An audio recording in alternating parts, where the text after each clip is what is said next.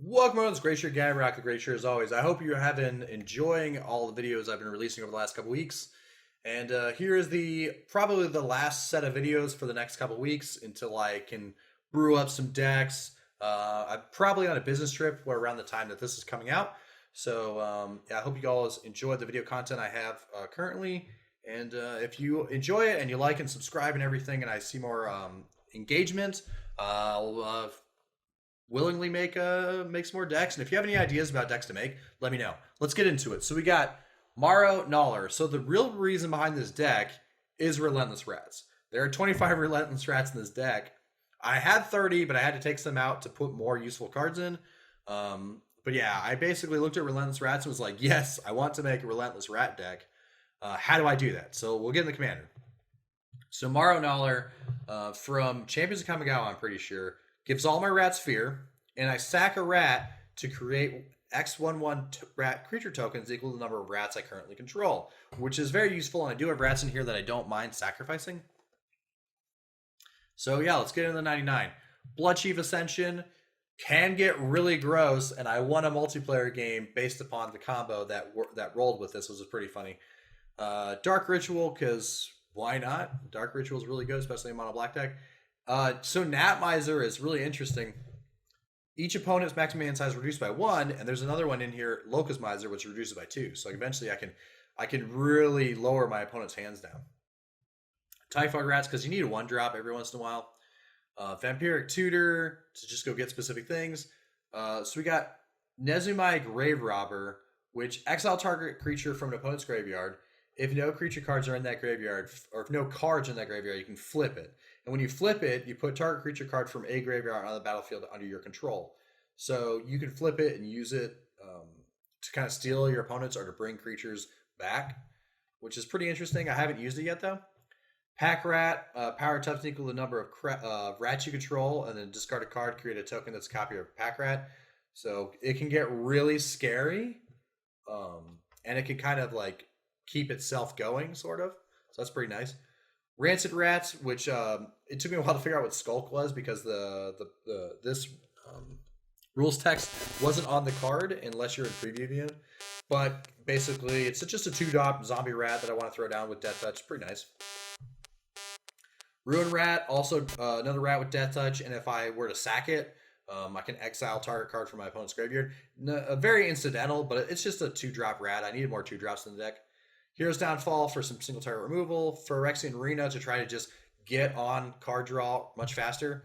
Once again, 25 Relentless Rats, which they just make themselves more powerful. And look at that dude, he's just getting mauled over.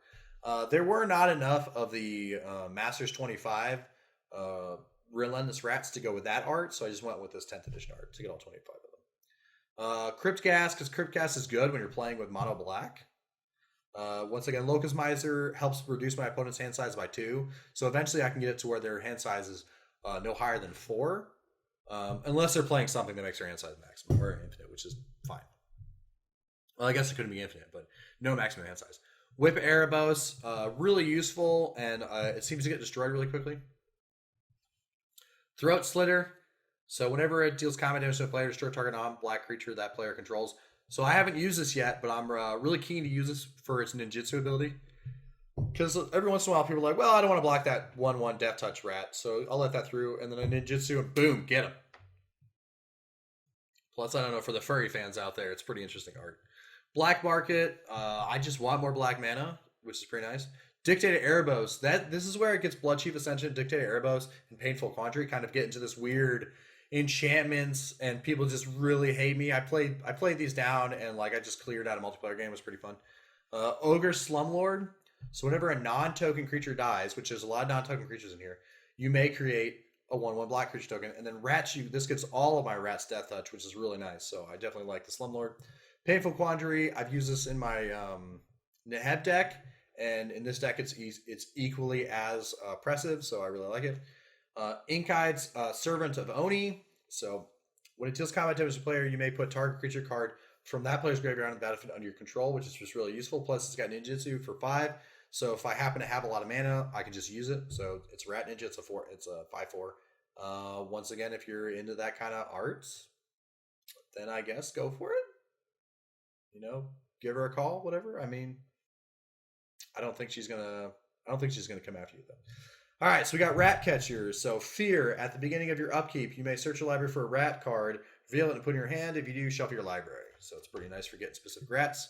If I need more relentless rats, hell yeah, I'll go for it. Kindred dominance to destroy all non-rat creatures. Tormented Hailfire, because I got killed by Tormented Hailfire, and if I got killed by it, hell yeah, I'm going to put it in my deck. Arcane Lighthouse, this is more for like anti-Simic and anti-white, kind of. Jukabog to just kind of keep, was it Marin off my back? Cabal Coffers to get more mana. Never to return, just for single target removal on Planeswalkers, more so. Nykthos Shrine of Nyx is just, I just love Nykthos Shrine of Nyx when I'm starting playing with a lot of Black Devotion. Path of Ancestry, because it's a rat deck, why not? Reliquary Tower, Rogue's Patches. So I needed 27 swamps, and I didn't want to use the art. I have like the Amonkhet or Our Devastation art, and I wanted to use the 7th edition art, but I didn't want to go buy more 7th edition ones, so I figured, hell, let's get the snow-covered ones. These look really nice. So I got these 7 snow-covered swamps in there just because they look cool. I got 20 regular swamps and different 7th edition arts. Swarm Yard, Westvale Abbey, Skull Clamp, Soul Ring, Dolmen Gate, because why not? It worked really well in my token deck. It's going to work well here. Metallic Mimic to just give all my all my rats +1/+1 tokens. Thornbite Staff, basically just equip a creature this creature has, so I just use it for a pinger. And then whenever a creature dies, untap this creature. So it's not bad. I kind of like Thornbite Staff. It would be, I do have some shamans in the deck, so I can play this, and then the shaman comes in, and boom. It equips for, it's funny because it doesn't say its equip cost. It equips for 4, if you didn't know. Bocce's Monument, because hell yeah, why not? Herald's Horn, because it's tribal. Door Destiny, because tribal. Coat of Arms, because tribal.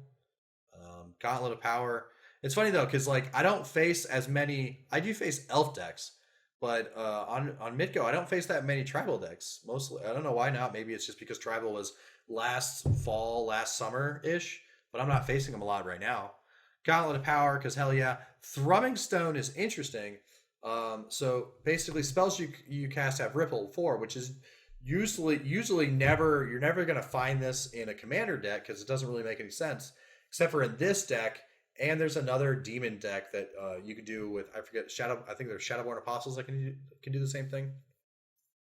But whenever you cast a spell, you may reveal the top 4 cards of your library. You may cast any revealed cards with the same name as a spell without paying their mana cost for the rest of the bottom of the library. Since there are 25 Relentless Rats in here, there's a high numerical chance that I'm going to be pulling at least 1, if not 3, maybe even 4 rats with Thrumming Stone.